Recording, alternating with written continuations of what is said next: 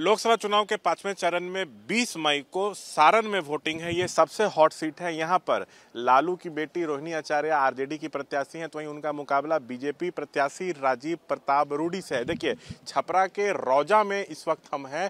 यही आरजेडी का कार्यालय है। लालू यादव यहीं पर कैंप कर रहे हैं। सामने में देखिए तमाम कार्यकर्ता जो हैं वो बैठे हुए हैं, मंच बना हुआ है। लालू यादव यहीं से बैठकर कार्यकर्ताओं को निर्देश दे रहे हैं कि कैसे तैयारी करनी है, कैसे जनता के बीच में जाकर क्या कहना है, किन मुद्दों को उठाना है। मतलब रोहिणी को जिताने के लिए लालू पूरी ताकत लगाए हुए हैं और छपरा में कैंप कर रहे हैं। अस्वस्थ हैं, इसलिए खुद तो रैलियां नहीं कर रहे हैं, ना रोड शो कर रहे हैं, लेकिन यहाँ कैंप करके कार्यकर्ताओं को जरूरी निर्देश जरूर दे रहे हैं। देखिए, यही वो कार्यालय है और आरजेडी के जो कद्दावर नेता हैं वो भी यहीं पर मौजूद हैं, हर चीज़ पर नज़र रखे हुए हैं। आरजेडी की पूरी कोशिश यही है कि इस सीट को जीता जाए। लालू यहां से 4 बार सांसद रहे हैं। आरजेडी का ये पारंपरिक सीट रहा है, तो इस सीट को फिर से वापस पाने के लिए रोहिणी आचार्य चुनावी मैदान में है। तो वहीं रूडी 4 बार चुनाव जीते हैं, वो हैट्रिक लगाने के इरादे से चुनावी मैदान में है। कैमरा पर्सन विशाल राय आपको राजद कार्यालय की तस्वीरें दिखा रहे हैं। लालू इसमें रह रहे हैं, इसलिए कार्यालय काफ़ी चर्चा में है। राबड़ी भी यहीं पे कैंप कर रही हैं, रोहिणी भी यहीं रहती हैं। देखिए, आपको हम अंदर की तस्वीरें दिखाते हैं। आरजेडी के तमाम कद्दावर नेता यहीं पे मौजूद हैं, चुनाव की रणनीति बना रहे हैं, कैसे जीता जाए। शक्ति यादव, मुख्य प्रवक्ता भोला यादव, इनको कौन नहीं जानता है, हर कोई जानता है। लालू से मिलना है तो भोला यादव से संपर्क कीजिए। और इधर देखिए, गया से आरजेडी के प्रत्याशी कुमार सरजीत, वहाँ वोटिंग हो चुकी है। महागठबंधन सरकार में मंत्री थे, कृषि मंत्री, विधायक हैं, कद्दावर नेता हैं पार्टी के। तो तमाम अन्य कार्यकर्ता भी मौजूद हैं। पहले नवल किशोर राष्ट्रीय प्रवक्ता हैं, वो भी यहाँ पर बैठे हुए हैं। तो आरजेडी की कोशिश यही है कि इस सीट पे जीत दर्ज की जाए। शक्ति जी, लगातार सारण में आप लोग कैंप कर रहे हैं, मुकाबला रूडी जी से है, रोहिणी आचार्य प्रत्याशी हैं, माहौल क्या लग रहा है? देखिए, सारण में लड़ाई नहीं है। भारतीय जनता पार्टी के प्रत्याशी को आप ललटेन जला के भी खोजिएगा, ये कहीं दिख जाए तो दिखाई नहीं पड़ने वाले। क्योंकि सारण के कल्याण के लिए, सारण के विकास के लिए जो आदरणीय लालू प्रसाद जी ने एक बड़ी लकीर खींची। लोकनायक जयप्रकाश नारायण जी के नेतृत्व में संघर्ष किया, उनके नाम पर विश्वविद्यालय बना, चक्का फैक्ट्री बनी, कई कीर्तिमान स्थापित हुआ विकास के। तेजस्वी यादव जी जो बिहार के उप मुख्यमंत्री बने, आरसीडी मिनिस्टर थे, डबल डेकर से लेकर करके पुलों का निर्माण, आवागमन की सुविधा, सड़कों का जाल, तो सर्वांगीण विकास में, इंफ्रास्ट्रक्चर के क्षेत्र में, उद्योग के क्षेत्र में एक बड़ी लकीर आदरणीय लालू प्रसाद जी ने, आदरणीय तेजस्वी जी ने खींची। अब पता है कि 10 वर्षों में भारतीय जनता पार्टी के नेता आदरणीय जो प्रधानमंत्री जी हैं, जरा मोदी जी से पूछिए कि बिहार के लिए किया क्या। 31 सांसद दिया तब क्या किया, और 39 सांसद दिया तब आपने क्या किया। पैकेज तो नहीं दी, बोलियां लगाई। सवाल साफ है, डेवलपमेंट फॉर होम, विकास किसके लिए? डेवलपमेंट का एक पैमाना होना चाहिए। आम आदमी दुखी है महंगाई से, किसान को एमएसपी नहीं मिल रहा है, नौजवान को नौकरी नहीं मिल रहा है। 3 बड़े सवाल हैं देश के अंदर आम आदमी की। अगर वेलफेयर स्टेट है, वेलफेयर कमिटमेंट है, तो कहाँ है वेलफेयर? कहाँ है आम इंसान? कहाँ है?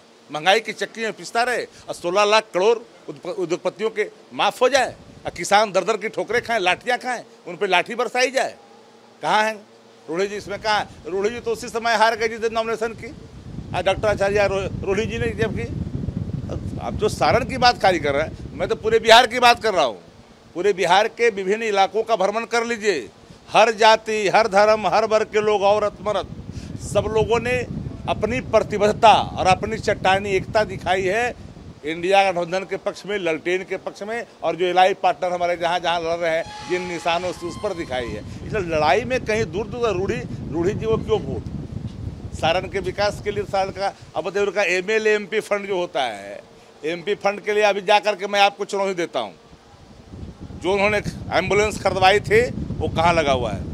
आज जाकर के मुआयना कर लीजिए तो विकास, एमएलए एमपी लेड के विकास का सच खुल करके सामने आ जाएगा। क्यों वोट? क्यों वोट के कारण बताइए ना, वोट जनता क्यों देगी? इसलिए सारण में कहीं दूर दूर तक भाजपा नहीं, पूरे बिहार में नहीं। अब की बार भारतीय जनता पार्टी तड़ी पार। एक बात आप जान लीजिए, मैं आपके चैनल के माध्यम से कह देना चाहता हूँ, देश भर में भारतीय जनता पार्टी 150 के आंकड़े छूने में इनकी हफनी बाहर आ जाएगी। परिवर्तन तेजस्वी यादव जी ने जो मुद्दे बना लाए, जो उन्होंने जनमानस में अपने जन वचनों को रखा, जनहित में रखा, इन टेस्ट ऑफ द पीपुल रखा, इन टेस्ट ऑफ द फार्मर रखा, इन टेस्ट ऑफ द यूथ रखा, इस सबको ध्यान में रख के रखा। प्रधानमंत्री का नाक रगड़ना पड़ रहा है, जो महंगाई का माना बोलते हो, जो बेरोजगारी का वाना बोलते हो, वो प्रधानमंत्री से अपेक्षा करिएगा देश के सर्वांगीण विकास का, युवा कल्याण का, किसान कल्याण का कतई संभव नहीं हो सकता। मुद्दों को भी किनारे भोला यादव जी से हम बात करेंगे, विशाल जी से कहेंगे थोड़ा इधर आ जाए। एक सवाल आपसे भी लेना चाह रहे हैं, आप तो बहुत अच्छे से सारण को समझते हैं, माहौल क्या यहाँ पर आपको लग रहा है? रूडी जी जो यहाँ से प्रत्याशी हैं वो कह रहे हैं कि आरजेडी के सपोर्टर्स लालू जी से जाके कह रहे हैं कि रोहिणी जी तो सिंगापुर में रहती हैं, जीत जाएंगी तो हमारी समस्या कौन सुनेगा, तो पहले हम लोग को सिंगापुर का टिकट दीजिए तब वोट करेंगे रोहिणी जी को। एक टिकट तो 3 लाख में आता है, रूडी जी कह रहे हैं। तो ऐसे तो लालू जी की संपत्ति खत्म हो जाएगी। एक बात जान लीजिए, रोहिणी जी बिहार के पटना की वासी हैं और पटना में रहती हैं। उनके पति जरूर सिंगापुर में रहते हैं। पति के रहने के चलते ज़्यादा कदा सिंगापुर आना जाना जरूर है, लेकिन उनका आवास ससुराल है औरंगाबाद में और नैहर है पटना में, जहां आदरणीय लालू प्रसाद जी रहते हैं। तो दोनों ही जगहों पर इनका अपना मकान है और दोनों जगह रहती हैं। इस परिस्थिति में जो बातें उठा रहे हैं लोग, कहीं से भी जस्टिफाइड नहीं है, क्योंकि जब तक हम यहाँ की नागरिकता त्यागते नहीं हैं और दूसरे की जगह की नागरिकता लेते नहीं हैं, तो इस तरह का प्रश्न करना कहीं ना कहीं भारतीय नागरिक का और भारत के संविधान का अपमान है। क्या मुद्दे हावी लग रहे हैं यहाँ पर? आप लोग तो कैंप कर रहे हैं, लगातार पब्लिक से मिल रहे हैं। यहाँ जो मुद्दा है विकास बनाम एकदम कोई विकास नहीं, ये है। और दूसरा सबसे बड़ा मुद्दा है जो अभी छपरा के अंतर्गत रूडी जी ने छपरा को नर्क बना करके रख दिया है। डबल डेकर पुल जो यूपीए सेकेंड के टाइम में दिया गया था, उस पुल को जो बनने देने में इतनी अड़चने लगाए हैं और ये अपने ठेकेदार को लगा करके उसमें इतने पैसे का उगाही किए हैं, उसका कोई जोर नहीं है। ये आप एनएच देख रहे हैं, एनएच पिछले 10 साल से बन रहा है, लेकिन ये बनने नहीं दे रहे हैं। इन्हीं के लोग उसमें ठेकेदारी कर रहे हैं और कुल केवल नाम के लिए कहते हैं आंध्रा की कंपनी है, कोई कंपनी नहीं, सिवान के लोग हैं। और कुल मिलाकर के यहाँ के जनता को धूल फांकने के लिए छोड़ दिए हैं। शहर में नाली का स्थिति इतना खराब है, जो कमिश्नरी शहर होते हुए भी पूरा शहर जब है, जरा सा वर्षा हो जाए सबके घर में पानी चला जाता है। उनको विकास से कोई मतलब नहीं है, उनको सिर्फ और सिर्फ प्रधानमंत्री जी के नाम पर अभी भी बोलते हैं वो, जो मुझे लोग थोड़े वोट देता है, प्रधानमंत्री जी को वोट देता है। तो ऐसे सांसद को रख के छपरा का जनता क्या करेगी? छपरा की जनता को चाहिए लौह महिला, जो हमारी रोहिणी आचार्य हैं, अपने पिता को अंगदान दी, उसके अंदर काम करने का जज्बा है और वो दिखा दी। जिस तरह से ये लोग कह रहे थे जो एसी में रहने वाली कैसे क्षेत्र में घूमेगी, पिछले 2 महीना में दिखा दी, जो प्रत्येक दिन लगातार 18 घंटा मेहनत करके अपने कार्य करने की शैली को प्रदर्शित कर दी। जनता चारों तरफ प्रशंसा कर रही है और रोहिणी को जिताने के लिए एकदम आमदा है। उसका आप परसों देख लीजिएगा, चारों तरफ से जो खबरें आ रही है, रूडी जी कहीं नहीं है। तो अब केस का सहारा लेकर के लीगली तौर पर किसी भी तरह से चाहते थे चुनाव को रुकवाना, लेकिन चुनाव रुकने वाली नहीं है, क्योंकि जब चुनाव शुरू हो जाता है तो सुप्रीम कोर्ट का कई रूलिंग है, जो एक बार जब शुरू हो गया तो उसका रिजल्ट होने के बाद में ही कोई बात होगा। इनको नागरिकता के नाम पर यदि कोर्ट जाना है तो गए हैं, और समय आने पर इसका कोर्ट भी जवाब देगी। रोहिणी यहाँ की वासी है, यहाँ की रहने वाली है और यहाँ उसका नैहर और ससुराल दोनों है। इस परिस्थिति में उसके ऊपर में इस तरह का आरोप लगा करके छपरा की जनता का अपमान कर रहे हैं। लगता है ये बैकफायर कर सकता है ये मुद्दा, क्योंकि पटना हाई कोर्ट में उनके नॉमिनेशन का मामला पहुंचा है, रीट याचिका दायर की गई है और आग्रह किया गया है कि जल्द सुनवाई की जाए। आरोप लगाया जा रहा है कि जो रिटर्निंग अफसर है वो बिना जांच पड़ताल के ही नॉमिनेशन स्वीकार कर लिए, सो कई तरह की गलत जानकारी दी गई, ये आरोप लग रहा है, कई तथ्यों को छुपाया गया है। तो लगता है कि ये मुद्दा उल्टा बैकफायर उन्हीं को कर जाएगा। निश्चित तौर से आरओ का पावर है, जो हम तथ्य देते हैं उसमें देखना उनको जो कोई खाना खाली तो नहीं है, इनका नाम, पिता या पति का नाम इलेक्टोरल रोल में है कि नहीं, और यदि है तो यहाँ की वो नागरिक हैं, और जब नागरिक हैं तो उसके ऊपर में किसी भी तरह का कोई एक्स्ट्रा जांच करने के लिए आरओ के पास में कोई एजेंसी नहीं है। और वैसे परिस्थिति में आरओ को एक्सेप्ट करने के सिवा कोई दूसरा चारा नहीं।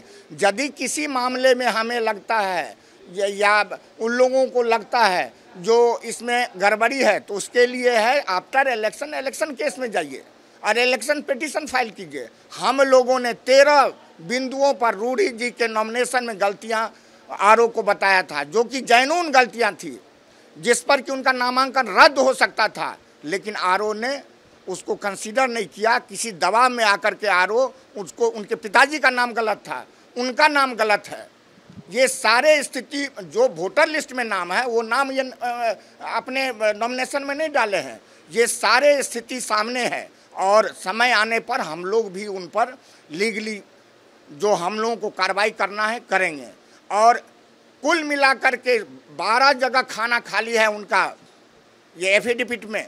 और सूचनाएं की बात जहां तक है, सूचना आप जो भरते हैं उसी पर आरओ को डिसीजन लेना रहता है। उससे आगे की कार्रवाई के लिए निर्वाचन आयोग ने ये इनकम टैक्स का सहारा लेते हैं, जो यदि कोई मामला में हम गलत सूचना दिए हों या कोई मामला हो तो इनकम टैक्स उसको देखती है, इन लोगों को देखने का कोई अधिकार नहीं है। इसीलिए जो मामला है उसमें रोहिणी आचार्य पूर्ण रूप से अपनी सारी बातों को तरीके से रखी है और उनका निर्वाचन वैध है और वो भारी मतों से जीतेगी। 20 तारीख को का इंतजार यहाँ की जनता कर रही है। एक एक जनता अपने श्रवण बेटी का जो कर्ज है उसको उतारने के लिए आमदा है।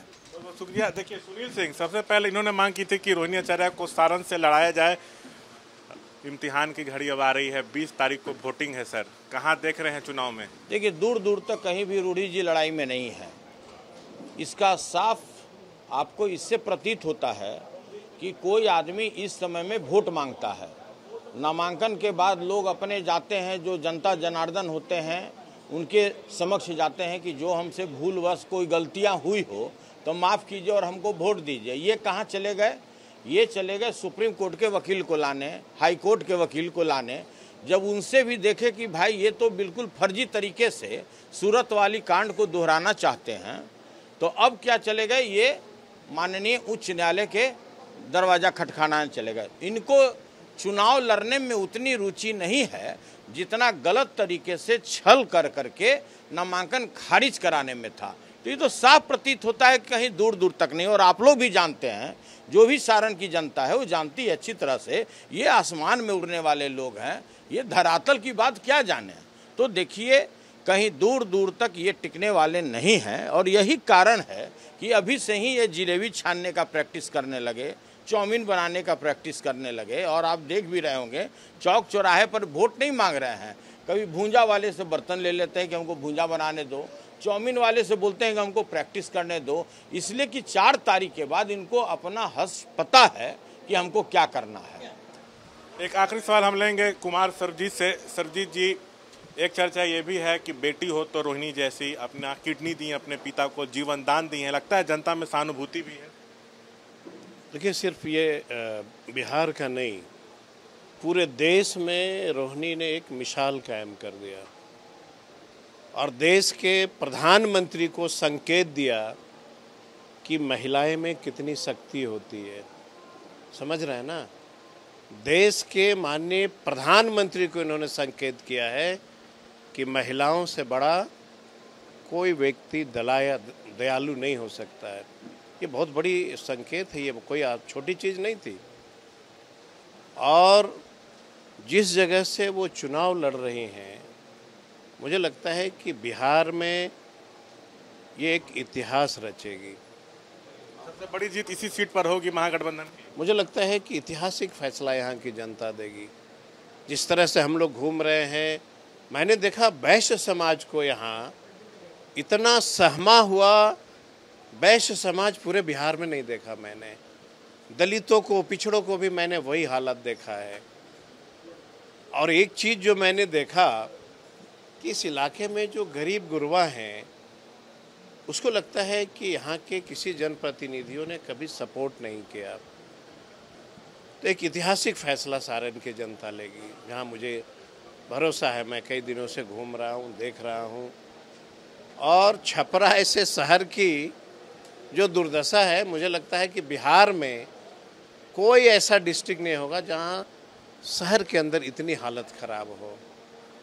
तो बहुत सारे कॉज हैं, और मुझे लगता है कि सारण की जनता ऐतिहासिक फैसला लेने जा रही है। जो सारण में वोटिंग होनी है उस पर हम बात कर रहे थे आरजेडी के जो तमाम कद्दावर नेता हैं उनसे। छपरा में आरजेडी कार्यालय में ये लोग कैंप कर रहे हैं, पब्लिक से भी मिल रहे हैं, फील्ड में भी जा रहे हैं। इन लोगों की कोशिश यही है कि इस सीट पर जीत हो और एक बड़ी जीत हो। कैमरा पर्सन विशाल राय के साथ शशांक कुमार, एबीपी न्यूज़, छपरा।